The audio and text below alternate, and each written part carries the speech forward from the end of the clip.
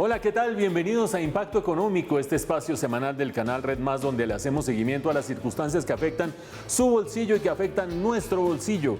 Y una de las circunstancias claves cuando estamos a 11 días de la segunda vuelta de las elecciones, vamos a definir quién es el próximo presidente, tiene que ver con los impuestos y la situación fiscal.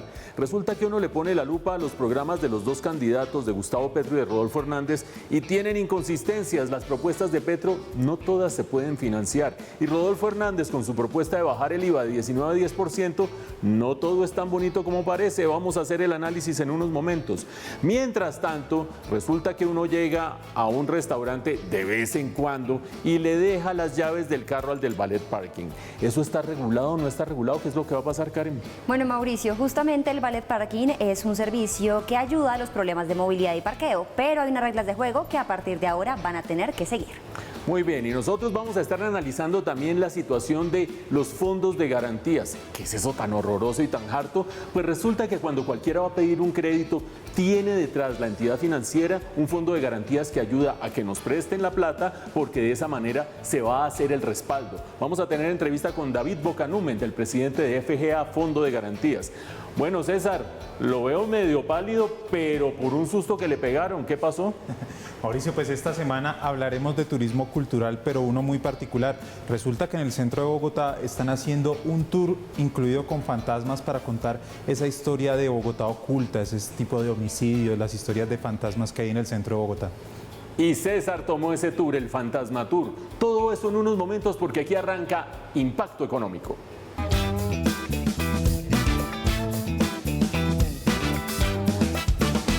A tan solo 11 días de las elecciones hay que explorar de manera minuciosa las propuestas de los candidatos presidenciales. Y es que hay que empezar a revisar temas como el déficit fiscal, si las propuestas se pueden realizar o no y de dónde va a salir esa plata. Pero Mauricio, empecemos contándole a nuestra audiencia por qué es tan importante las finanzas públicas y el déficit fiscal.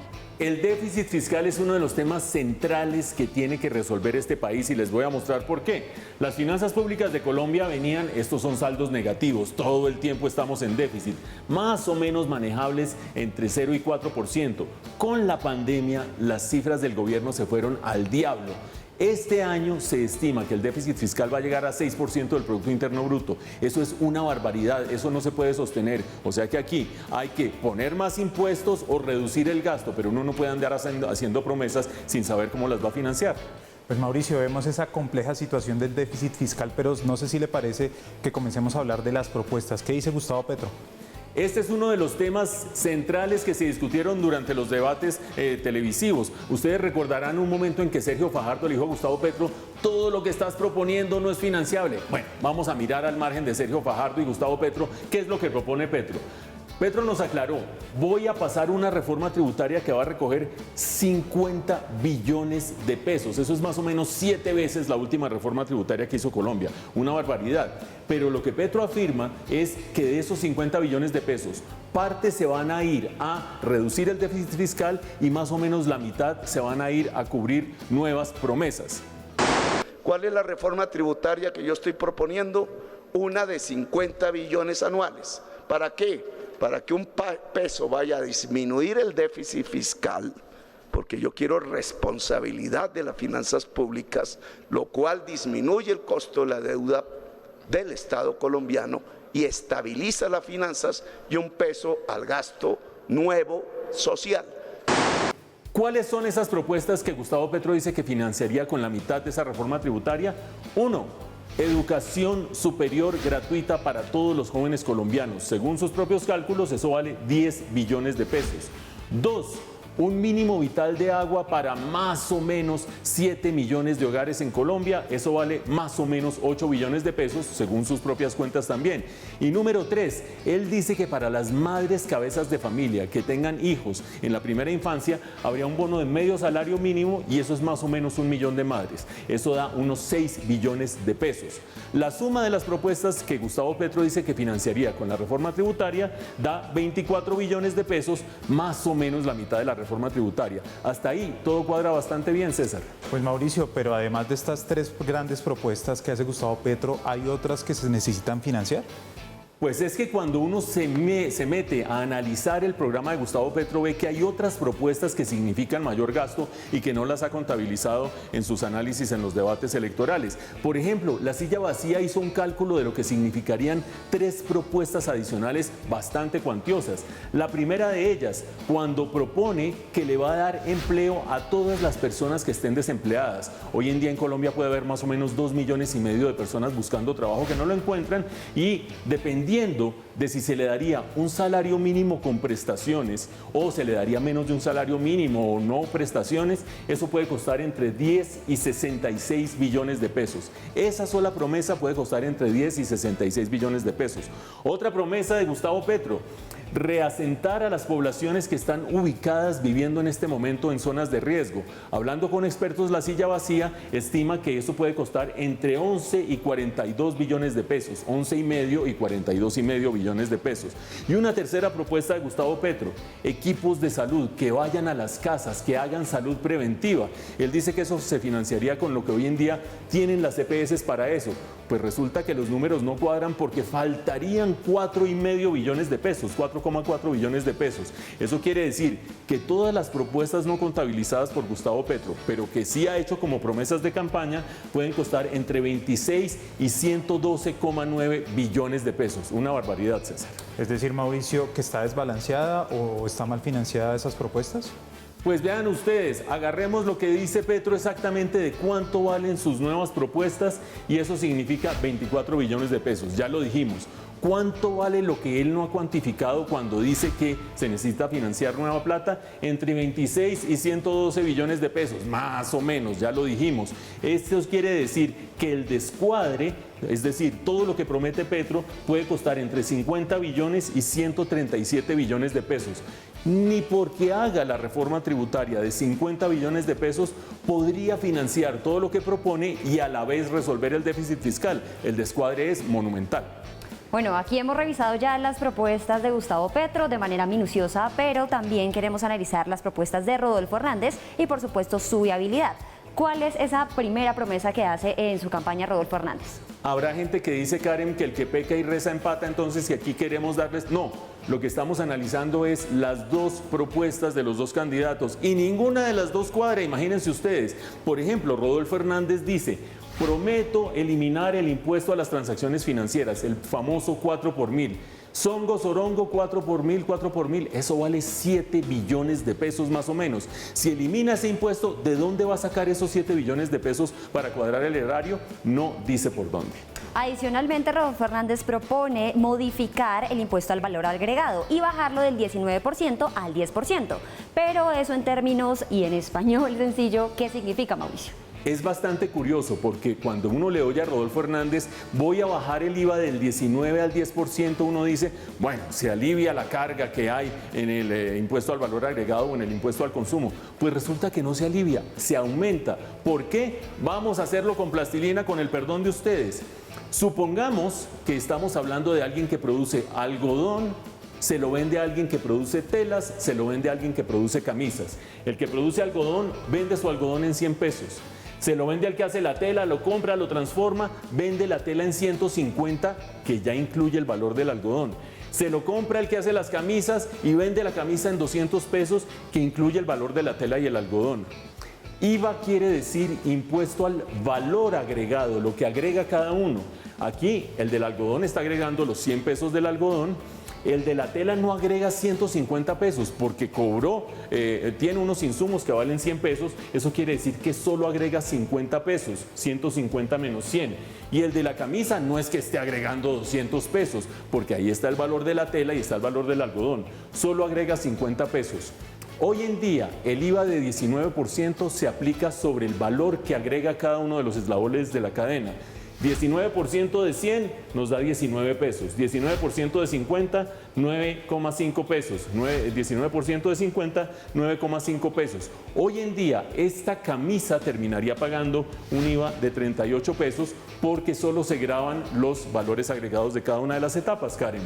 Bueno, pero ahí tenemos entonces algo adicional y es ese valor no descontable. ¿Cuánto sumaría en total si se logra aplicar la propuesta de Rodolfo Hernández? Fantástica la propuesta de Rodolfo Hernández, me bajo del 19% al 10%, pero no va sobre el valor agregado, no puedo descontar lo que pagué por los insumos, sino que lo pago sobre la totalidad del producto. Es decir, 10% de 100 me da 10 de impuesto, 10% de 150, no, que ahí va el algodón que no me importa, no lo puedo descontar, me da 15 pesos, 10% de 200 pesos, que no, que la camisa ya tiene la tela y el algodón, no importa, es el costo total de la camisa, me da 20 pesos, sumemos 10 más 15 más 20, me da 45 pesos, se está cobrando una tasa menor, pero el recaudo es mayor y ese recaudo o lo pagamos nosotros como consumidores o lo pagan los productores porque de alguna parte tiene que salir. Así es, este es el análisis que quisimos dejarles en Impacto Económico para que en los próximos días se busquen de manera minuciosa la viabilidad de estas propuestas de ambos candidatos presidenciales y por supuesto ustedes como siempre puedan votar de manera informada. Cada vez que uno ve en la calle a alguien llegando a un restaurante y dejándole las llaves al muchacho del valet parking, se pregunta, ¿sabe usted para dónde van sus carros en estos momentos? ¿Ese negocio está regulado o no, Karen? Bueno, Mauricio, habían ciertas pautas, pero hay otras que definitivamente hacían falta y eso es lo que se está intentando impulsar con este borrador de decreto. La regulación del valet parking en Bogotá, la nota de Karen. ¿Les ha pasado que duran entre 15 y 20 minutos buscando parqueadero? Bueno, por este problemita uno puede perder reuniones y citas muy importantes.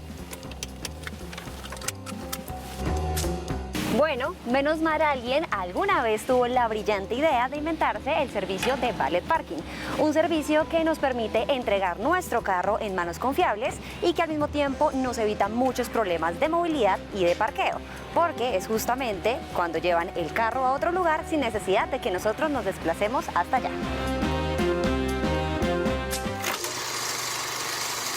El valet parking tuvo sus primeras apariciones en Estados Unidos, donde la escasez de lugares de estacionamiento en ciudades como Nueva York, Chicago y San Francisco hicieron de este un servicio muy útil para quienes tenían este medio de transporte.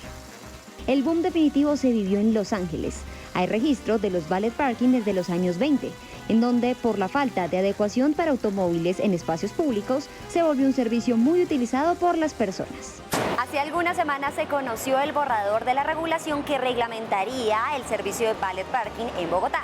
De hecho, toda la ciudadanía puede colocar sus comentarios y apreciaciones en este correo que está saliendo en pantalla para que puedan ser tomados en cuenta por la Secretaría de Movilidad. Si bajamos un poco y nos ubicamos en Colombia, parece ser que algunas reglas de juego vienen a cambiarse para este servicio en Bogotá. Diego Lacerna, concejal de Bogotá, quien está impulsando este proyecto de resolución, expone los 3 puntos clave de este decreto.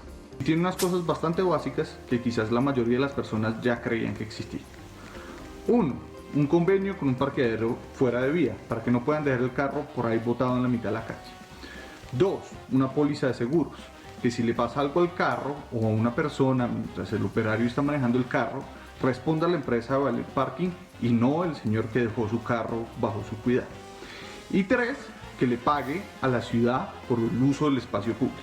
Esos recursos irán a mejorar los espacios públicos en las zonas más necesitadas de Bogotá.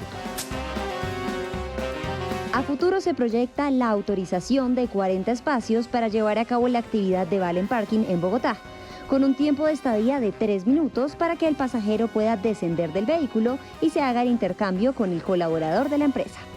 15 de estos puntos estarían en la zona T, otros 15 en la zona G y 10 más en Usaquén. Estos espacios contarán con cajones de parqueo. Por la operación de estos espacios, las empresas de valet parking deberán pagar aproximadamente 800.000 pesos mensuales. Sin embargo, la entidad explicó que habrá variaciones dependiendo de la zona. En la búsqueda de la optimización de las vías, los valet parking han traído grandes soluciones que incluso pueden ser aprovechadas monetariamente por los entes públicos.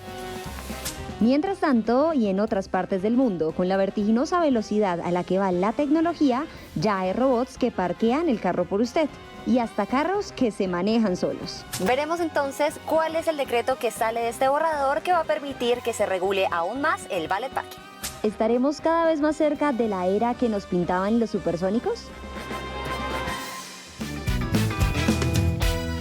Cada vez que uno de nosotros pide un crédito en un banco, como que ignora que detrás hay alguien que ofrece garantías por la deuda que uno asume. No se pierdan a continuación la entrevista con David Bocanument, el presidente de FGA Fondo de Garantías, quien nos va a explicar cómo funciona este aspecto clave del crédito en la economía colombiana.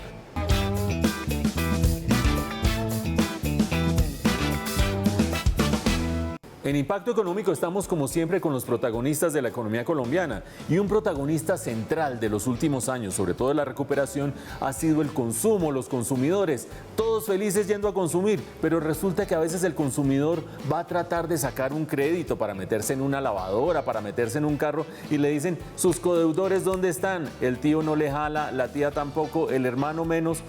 El fondo de garantías es algo central para que funcione la economía, para que funcione el gasto y para que todos podamos endeudarnos. Tenemos con nosotros a David Bocanument, quien es el presidente de FGA Fondo de Garantías. Bienvenido, David, a Impacto Económico. Mauricio, muchas gracias por la invitación y pues un saludo a todas las personas que nos están en este momento viendo. Bueno, David, en primer lugar, ¿qué hace un fondo de garantías? Todos lo vimos desde hace mucho tiempo, pero nadie sabe exactamente qué hace, salvo el que ya está metido en el negocio. ¿Qué hace un fondo de garantías? Sí, Mauricio, a ver, lo que hace un fondo de garantías es facilitar el acceso al crédito a las personas o a las empresas. El fondo de garantías para las instituciones financieras tiene un beneficio muy importante, y es que reduce el riesgo de crédito. El riesgo de crédito no es nada diferente al riesgo que se corre cada que alguien o una institución o una persona presta dinero. Hay un porcentaje de clientes que no te va a pagar. Entonces, cuando se cuenta con un FGA Fondo de Garantías, con un fondo de garantías, la empresa o la persona va a tener mucha mayor probabilidad de que le aprueben ese crédito, porque somos un fiador institucional de primer nivel. En últimas, yo voy a pedir un crédito y me dicen dónde están sus codeudores, qué vamos a hacer. Yo puedo recurrir a un fondo de garantías a través del banco para que ese fondo de garantías termine respaldando mi deuda, más o menos, grosso modo.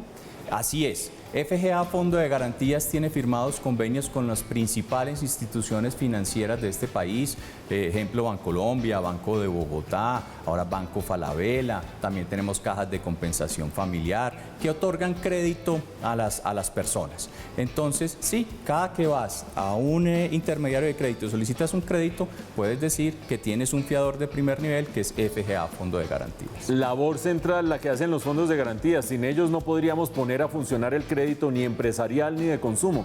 Pero David, yo tengo una confusión, y es que la gente suele hablar del Fondo Nacional de Garantías y ese es como el nombre que todo el mundo tiene en la cabeza, y ahora estamos hablando del FGA Fondo de Garantías. ¿Hay relación entre las dos entidades? Somos dos entidades completamente diferentes, somos dos vehículos legales, somos dos NIT independientes. El Fondo Nacional de Garantías es accionista de FGA Fondo de Garantías.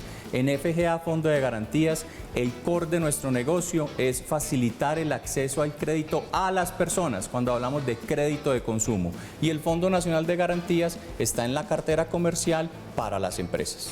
Cuando yo supe que iba a entrevistar a David y que estábamos hablando de fondos de garantías, dije, no puedo dejar de preguntarle por cómo ha evolucionado el crédito, porque todos sabemos, durante la pandemia se cayó la economía, una cantidad de gente quedó desempleada, otros tuvieron que verse las agatas para poder seguir adelante, y ahora el consumo nuevamente está jalando de manera bastante importante la economía. En ese entretanto, se deterioró la cartera, el colombiano empezó a pagar menos sus créditos. ¿Ustedes qué sintieron? Lo más importante acá, Mauricio, es decir, los colombianos somos buenas pagas. En términos generales, esa es la conclusión. Ahora, obviamente, en el año 2020, con la pandemia, hubo algunas dificultades, se deterioró la cartera. En muchas ocasiones porque estábamos confinados y las personas no podían ni siquiera salir a pagar las cuotas de sus créditos, se dio un deterioro de la cartera, pero hoy estamos en igual o mejores condiciones que antes de la pandemia en términos de la cartera vencida. Y otro tema fundamental, Mauricio, es que la pandemia aceleró la transformación digital que se venía dando en las instituciones financieras. Hoy en día, la mayoría de los créditos y la mayoría de nuestras garantías se hacen de forma digital. ¿Qué hay más aburridor que ir a un banco a hacer una fila, a llenar una cantidad de documentos? Ya hoy todo se puede hacer a través de la página web o los teléfonos que transformaron las vidas de las personas. Y ahora que hablamos de deterioro de la cartera durante la pandemia, pero una situación que se ha superado y hoy la calidad de la cartera mejor que antes de la pandemia, uno siempre se pregunta, ¿cómo hace un fondo de garantías para mejorar su cartera, para recuperar la cartera que en un momento dado estaba medio embolatada? Ustedes van detrás de la gente, es decir, quienes nos están oyendo dicen, qué maravilla el fondo de garantías porque yo me desentiendo y allá verán qué pagan ellos. ¿Ustedes sí finalmente hacen que la persona a la que han respaldado termine respondiendo? Quien hace la labor de cobranza de un crédito es quien prestó el dinero, llámese banco o llámese cualquier institución de crédito. Una vez algún cliente, la mayoría de los clientes pagan muy bien y dentro de lo que está acordado con la institución financiera, algún cliente puede quedar mal y en esa labor de cobranza identifican que ya no va a poder pagar. Hacen efectiva la garantía, nosotros pagamos por el deudor principal y ya buscamos un acuerdo de pago con esa persona. Bueno, y desde la perspectiva del futuro, David, ¿cuál es el panorama que tenemos por delante para el crédito en Colombia? Y sobre todo desde la perspectiva de FGA, Fondo de Garantías, ¿cómo es ese futuro? Yo soy muy optimista. Este primer trimestre ha sido bastante bueno. Para darte algunas cifras, FGA Fondo de Garantías ha garantizado en los últimos años cerca de 25 billones de pesos a más o menos 5 millones de colombianos. Este año tenemos un presupuesto superior a los 6 billones de pesos y te cuento que el crédito de consumo ha crecido en los últimos años a un ritmo del 12%. Obviamente este año con el incremento de las tasas de interés se espera que ese dinamismo que trae el crédito de consumo pues baje un poco el ritmo, pero vamos a seguir creciendo. Solamente a esta fecha del año 2022 ya hemos garantizado 2.2 billones de pesos en crédito. Y finalmente, una curiosidad, David Bocanument, el presidente de FGA Fondo de Garantías, ¿está muy endeudado, medianamente endeudado o poco endeudado? Poco endeudado. Y mi recomendación a los colombianos es que existen deudas buenas, tener crédito no es malo. Lo importante es saberse endeudar y que en el momento de tomar un crédito hagamos una reflexión profunda de que podamos pagar esa cuota con el presupuesto que tenemos. Ahí está la recomendación de alguien que conoce cómo funciona este negocio, David Bocanument, el presidente de FGA Fondo de Garantías, quien nos ayuda a entender cómo funcionan estas entidades, pero sobre todo, cómo manejar desde la perspectiva del usuario estos créditos y estos respaldos. Gracias, David, por haber estado en Impacto Económico. Mauricio, muchísimas gracias.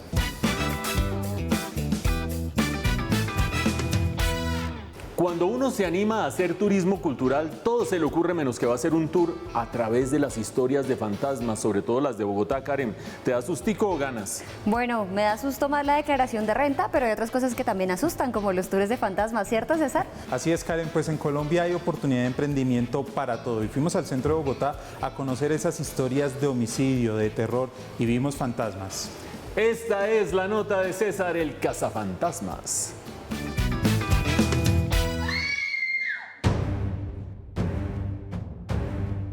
¿Fantasmas? ¿Apariciones en el centro de Bogotá? La capital esconde una historia oculta que incluye homicidios, leyendas locales y por supuesto hechos que marcaron la historia como la toma del Palacio de Justicia y el Bogotazo. Así nació Fantasma Tour, una idea para fomentar el turismo en el centro de Bogotá, contando esa historia misteriosa y fantasmagórica de la capital. El tour tiene una duración de 2 horas larguitas, 2 horas y media a veces, dependiendo del ánimo de las personas. Y se cuentan historias de todo un poco. El centro pues es donde nace la ciudad. Se cuentan historias desde los primeros habitantes del lugar, que eran los indígenas, los muisca, hasta hoy en día con los sucesos que han pasado en los recientes años, como el Bogotazo, la toma del Palacio de Justicia, pero también adaptamos historias que hemos escuchado de personajes que viven acá en el centro. Con la pandemia, el sector del turismo fue uno de los más golpeados y ahora con la reactivación, empresas como esta que se dedican al turismo cultural y con planes que arrancan desde los 35.000 pesos muestran la Bogotá oculta. El centro histórico tiene mucho que ofrecer para el turista extranjero.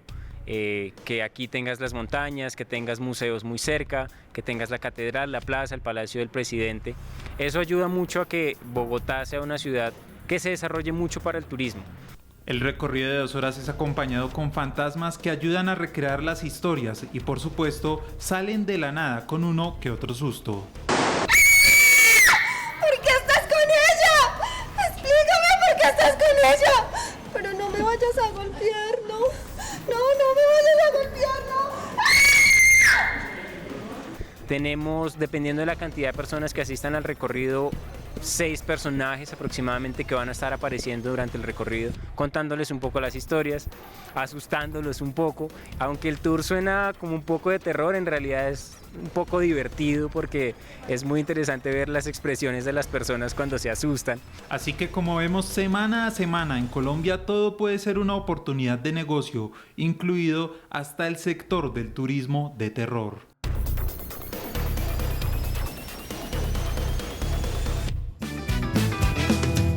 Y así se nos va yendo el tiempo en Impacto Económico. Como siempre quedan unas cosas sobre la mesa. Karen, tranquila la próxima vez que dejes las llaves del carro en un valet parking. Absolutamente, Mauricio, porque ya van a estar regulados y van a hacer unos cubrimientos que le sirven a los usuarios. Bueno, César, ¿y se le va a pasar el insomnio que le produjo el tour fantasma? Pues uno queda un poquito asustado después de esas 2 horas de recorrido, pero pues esperemos conciliar el sueño. Y esperemos que ustedes no queden asustados cuando acaben de hacer las cuentas fiscales de Petro y de Rodolfo Hernández, porque por ahora no cuadran. Y no dejen de acompañarnos en 8 días en Impacto Económico, nuevamente aquí, desde nuestros estudios de Plaza Claro. Hasta entonces.